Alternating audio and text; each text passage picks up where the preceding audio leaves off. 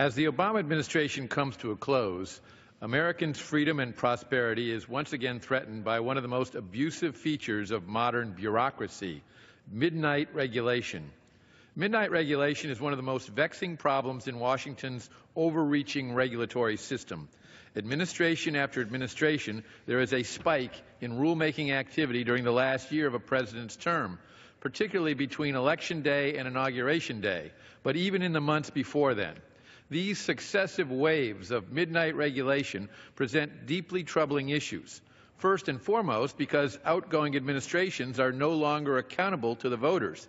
They are much more prone to issue midnight regulations that fly in the face of the electoral mandate the voters just gave the new incoming administration. Waves of midnight rules can also be very hard for Congress or a new administration to check adequately. As a new Congress and President begin their terms, both understandably must be focused on implementing the new priorities within the mandates the voters have given them. That doesn't always leave time to focus on cleaning up all the last acts of the departing administration. In addition, the Congressional Review Act currently allows Congress to disapprove of regulations, including midnight regulations, only one at a time. A wave of midnight regulations can easily overwhelm Congress's ability to use one rule at a time resolutions as an effective check. Finally, it is well documented that the rush by outgoing administrations to impose midnight rules before the clock strikes 12 leads to more poorly analyzed rules with lower quality and lower benefits. The administration has imposed more runaway regulation than any other in memory, and its midnight rulemaking period is no exception. This administration has issued or plans to issue at least 180 midnight rules within the scope of this bill, including multiple billion-dollar rules and more than 20 major rules imposing $100 million or more in costs per year. It has been estimated that as many as $113 billion in new regulatory costs can be attributed to the final months of the Obama administration's rulemaking activity. But this is not a partisan issue. Administrations of both parties have issued midnight rules in the past.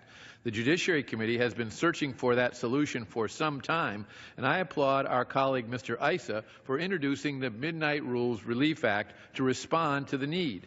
This bill offers at last a simple and powerful means to stop the problem of abusive midnight rules, allowing Congress to disapprove of any and all midnight regulations in one fell swoop by one en bloc disapproval resolution under the Congressional Review Act. Any outgoing administration, understanding that it has this sword of Damocles hanging over its head for the next Congress, will surely hesitate much more before abusing midnight rules. Further, once enabled to dispatch of all improper midnight rules with one simple resolution, Congress and succeeding administrations would be free to focus more of their energies on the voters' new priorities rather than the mess left by midnight rules.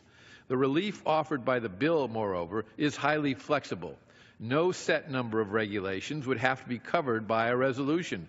No categories of regulation would have to be included or excluded from a resolution. On the contrary, any midnight disapproval resolution could be sweeping or narrow, depending on how many rules merited inclusion. Finally, the Midnight Rules Relief Act offers a solution that is not intrusive upon legitimate executive branch authority.